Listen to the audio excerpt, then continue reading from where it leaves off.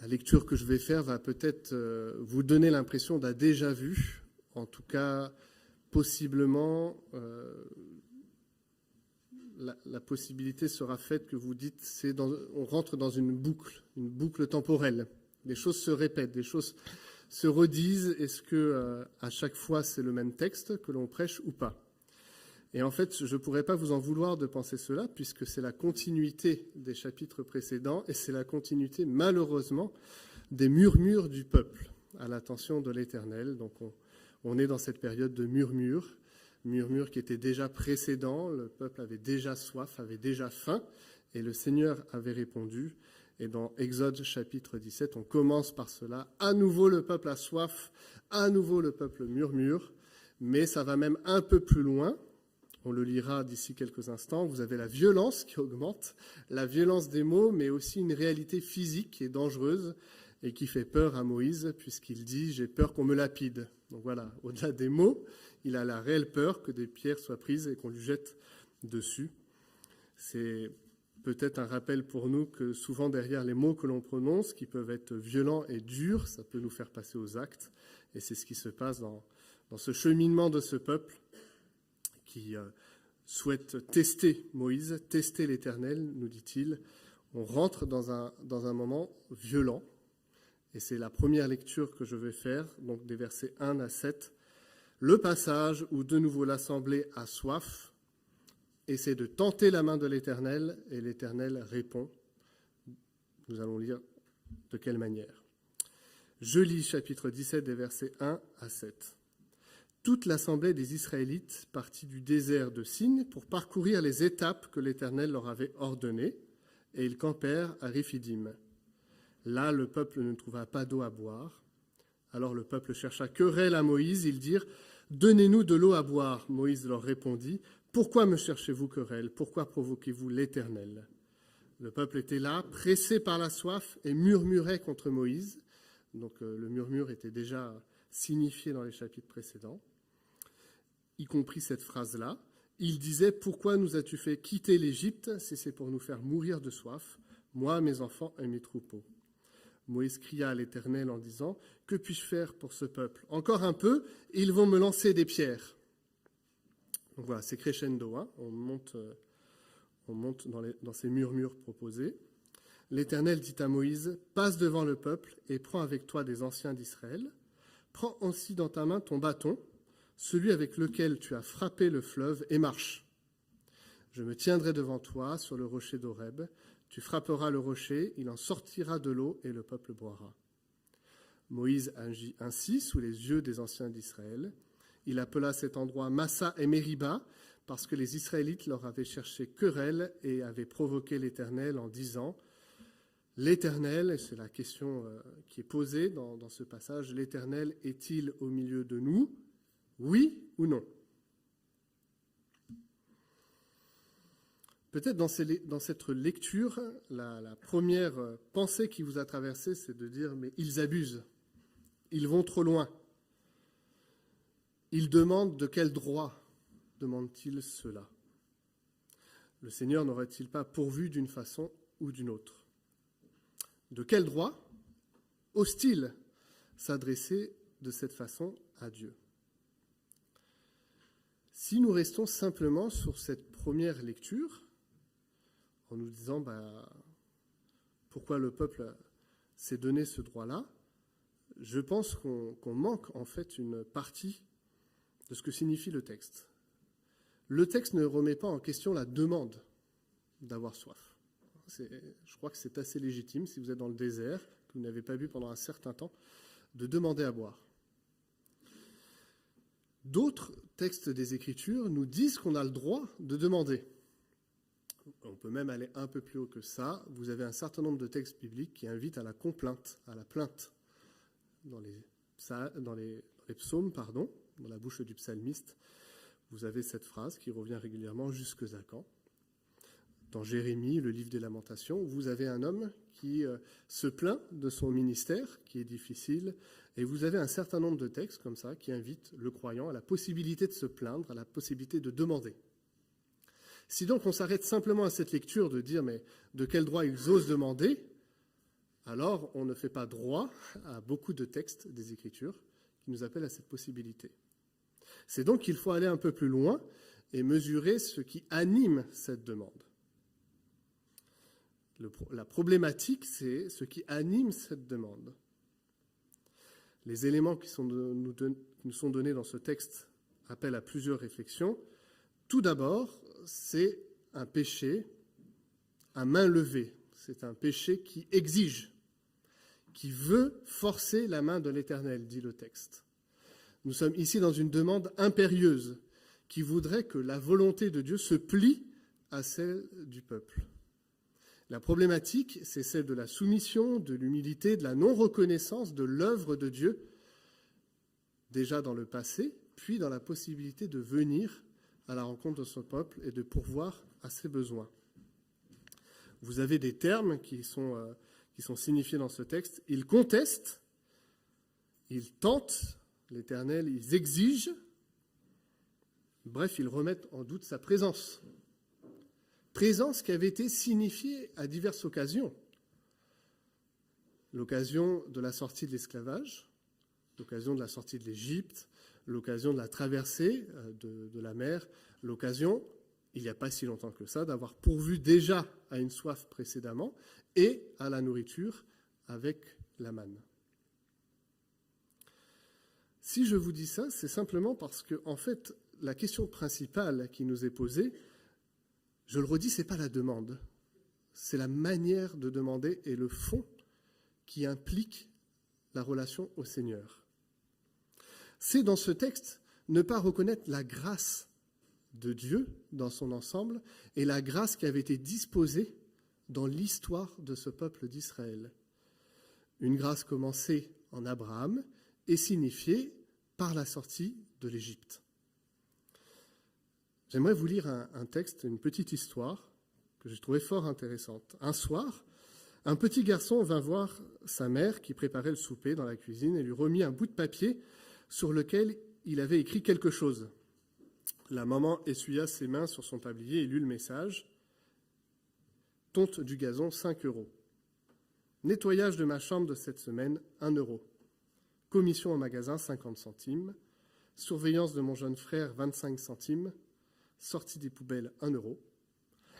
Mon bon bulletin, 5 €. Et il a vu que le bulletin, ça pouvait rapporter. Nettoyage et ratissage du terrain, 2 €. Montant dû, 14,75 €. Eh bien, croyez-moi, dit le papa, lorsque ma femme leva la tête et regarda notre fils resté planté au milieu de la cuisine pour attendre son dû, je vis tous les souvenirs qui déferlaient dans ses yeux. Alors elle prit un stylo, tourna la feuille de papier et écrivit ce qui suit. Pour les 9 mois pendant lesquels je t'ai porté, gratis. Pour toutes les nuits où je t'ai veillé et soigné et où j'ai prié pour toi, gratis. Pour tous les moments éprouvants et les larmes dont tu as été la cause, gratis. Pour toutes les nuits remplies d'angoisse et tous les soucis anticipés, gratis. Pour les jouets, la nourriture, les vêtements et même le mouchage de ton nez, gratis. Et si tu fais le compte de tout cela, tu verras que l'amour véritable ne te revient pas cher, il est gratis. Laissez-moi vous dire, mes amis, lorsque notre fils eut fini de lire ces mots, des larmes brillaient à travers ses cils. Il regarda sa mère droit dans les yeux et lui dit « Maman, je t'aime tellement, pardonne-moi ». Puis il prit le stylo et écrivit en grosses lettres majuscules « Payé ». C'est tout l'enjeu de ce texte. C'est de pouvoir reconnaître la grâce du Seigneur et dans cette grâce de venir humblement à sa rencontre. Peut-être effectivement pour demander, mais avec le préalable de reconnaître que ça n'est pas dû.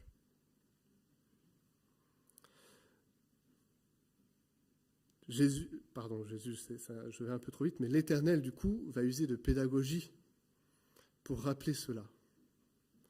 Et c'est à cette pédagogie divine que j'aimerais un peu vous emmener avec moi ce matin. Comment agit-il face à cette demande ? Je trouve ça assez formidable. Il demande que Moïse prenne le même bâton qui a ouvert la mer. Peut-être que ça vous a marqué, mais il fait la demande qu'il y ait ce bâton comme un signe visible déjà de l'action de Dieu précédemment. Ce bâton va être utilisé de la même manière pour étancher la soif du peuple. Et pour ce faire, Moïse va devoir frapper un rocher. Et sur ce rocher se tient, dit le texte au verset 6, l'Éternel lui-même. Je me tiendrai devant toi sur le rocher d'Horeb. Si on va jusqu'au bout du texte, Moïse doit frapper Dieu pour que l'eau jaillisse.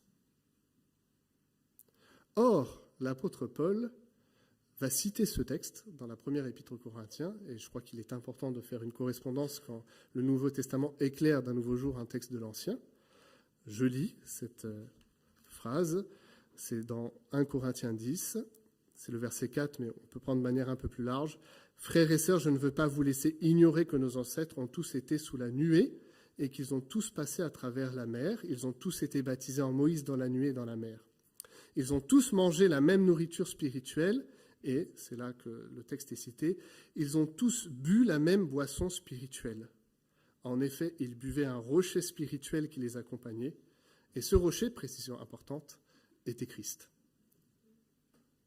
L'éclairage de Paul sur cette action et sur ce passage, c'est de dire que le rocher est la représentation de Christ lui-même.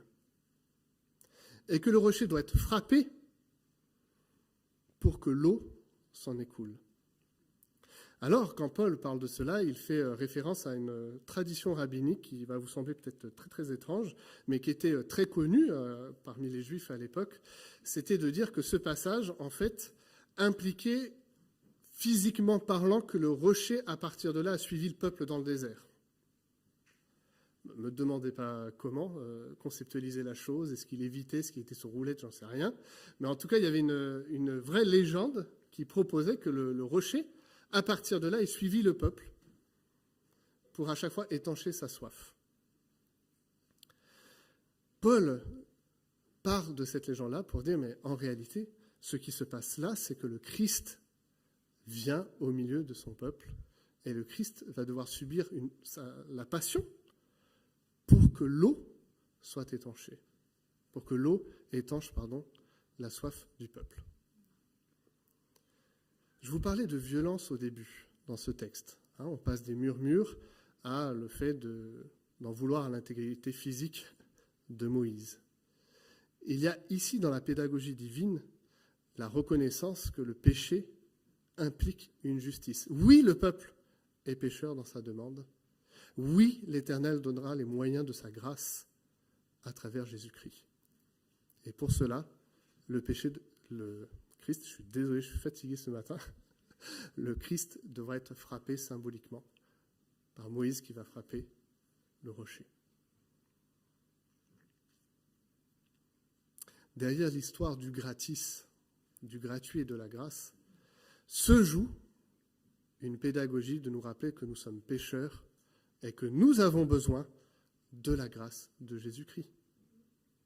À travers ce texte, il est signifié que le Christ devra payer pour ce que nous sommes d'exigeants, d'impatients, de manière plus large, pécheurs. Le rocher devra être frappé exactement comme le Christ devra être crucifié.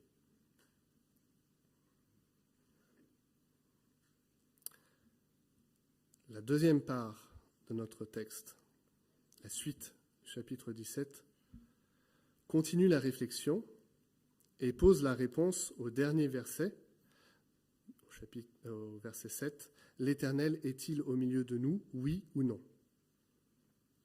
Je vous lis la suite du texte.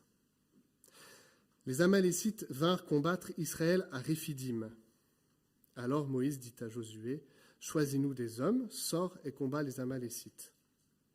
Demain, je me tiendrai au sommet de la colline, le bâton de Dieu dans la main. » Josué se conforma à ce que lui avait dit Moïse pour combattre les Amalécites. Quant à Moïse, Aaron et Hur, ils montèrent au sommet de la colline. Lorsque Moïse levait la main, Israël était le plus fort, et lorsqu'il baissait la main, Amalek était le plus fort. Comme les mains de Moïse devenaient lourdes de fatigue, ils prirent une pierre qu'ils placèrent sous lui, et il s'assit dessus. Aaron et Hur soutenaient ses mains, l'un d'un côté, l'autre de l'autre. Ainsi, elles restèrent fermes jusqu'au coucher du soleil, et Josué fut victorieux d'Amalek et de son peuple au tranchant de l'épée. L'Éternel dit à Moïse, « Écris cela dans le livre pour que s'en souvienne, et déclare à Josué que j'effacerai le souvenir d'Amalek de dessous le ciel. » Moïse construisit un autel et l'appela « L'Éternel est mon étendard ». On a vu le titre ce matin. Il dit, parce que les Amalécites sont attaqués au trône de l'Éternel, il y aura guerre de l'Éternel contre eux de génération en génération.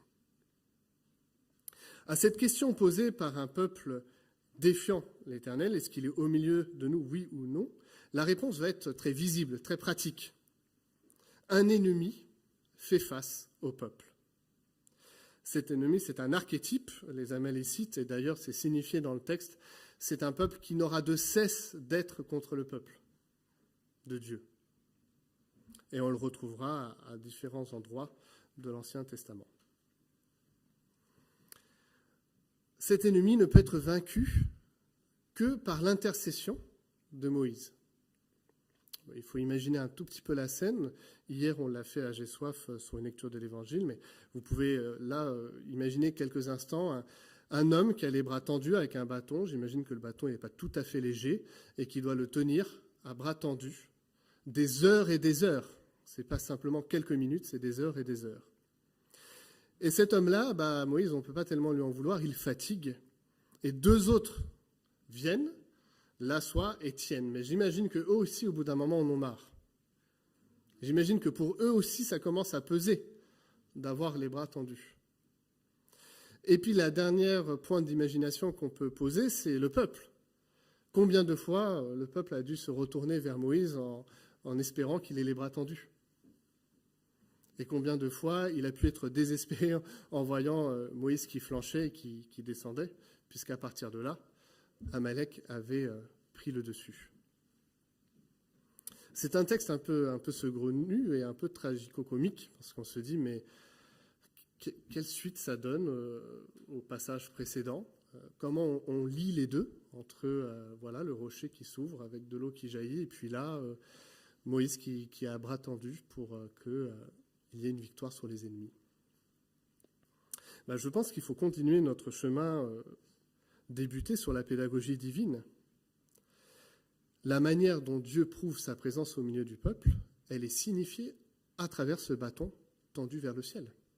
Et Moïse qui le porte, accompagné de deux autres. C'est une reconnaissance pour le peuple, pour Moïse et les anciens, de dire que finalement la victoire, elle ne dépend pas de la combativité du peuple, mais simplement de la volonté de Dieu. Tout comme de l'eau pouvait jaillir du rocher simplement par intervention divine, la victoire ne pourrait être acquise que par l'intervention divine. Et cette intervention, elle est signifiée par Moïse, qui est dans ce temps d'intercession. La suite aussi, entre ce Christ passion avec le rocher qui est frappé et l'intercession, manifeste que ça ne va pas s'arrêter simplement, spirituellement en tout cas, à un Christ crucifié, mais un Christ qui aujourd'hui intercède pour nous,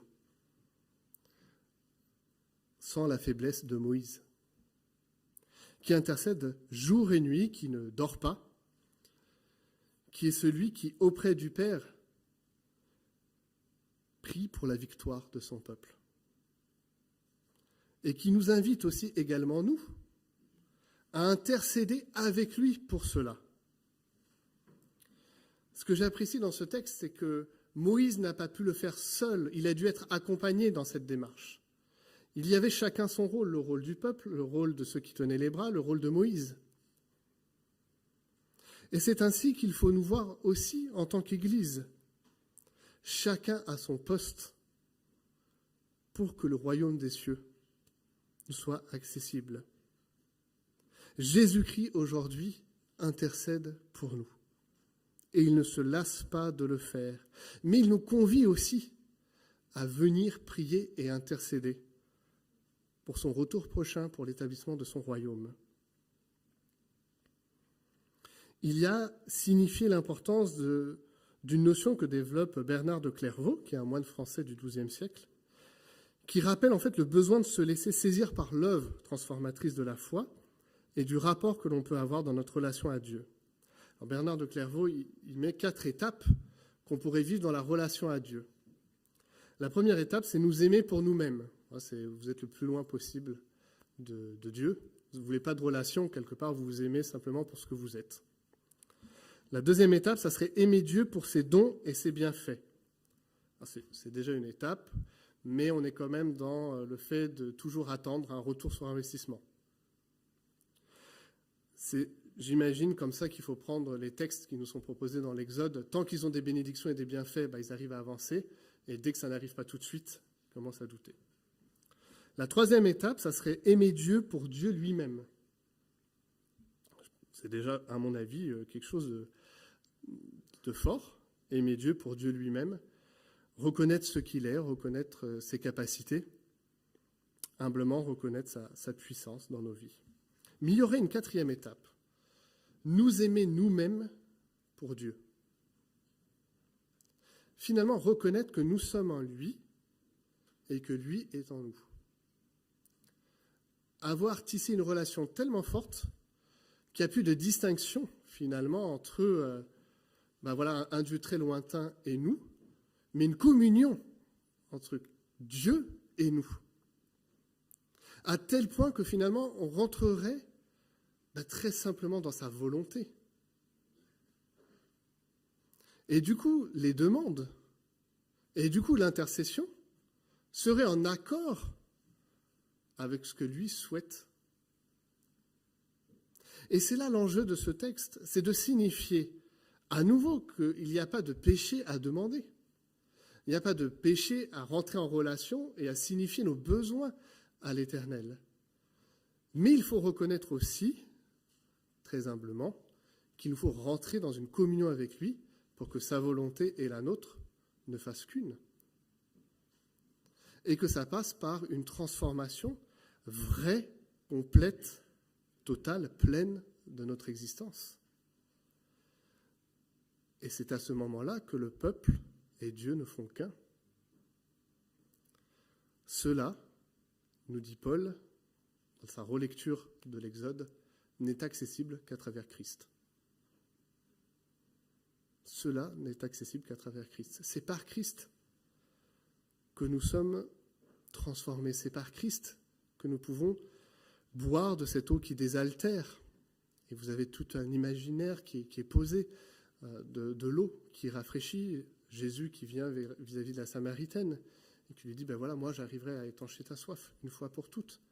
Ou cette parole rapportée dans l'évangile de Jean, où Jésus-Christ dit, c'est moi qui viendrai donner l'eau dont vous avez besoin.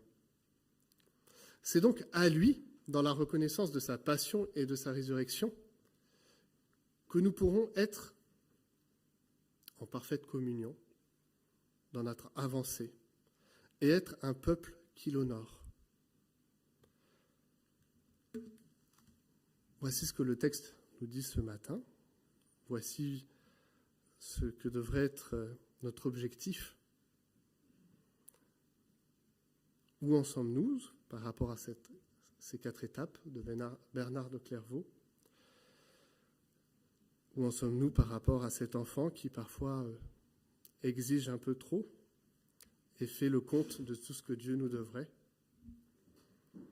Que nous puissions peut-être nous laisser ce matin rappeler que Dieu ne nous doit rien, mais que dans le même temps, il nous appelle à un vrai dialogue avec lui, vrai, profond, sincère, juste, avec l'expression parfois, c'est légitime, de nos doutes,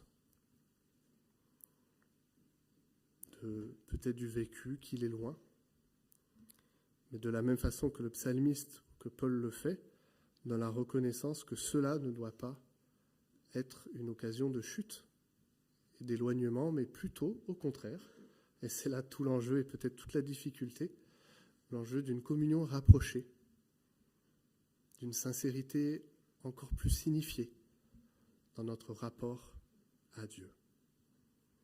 Prenons quelques instants de silence et je laisse Letty nous accompagner pour le dernier chant.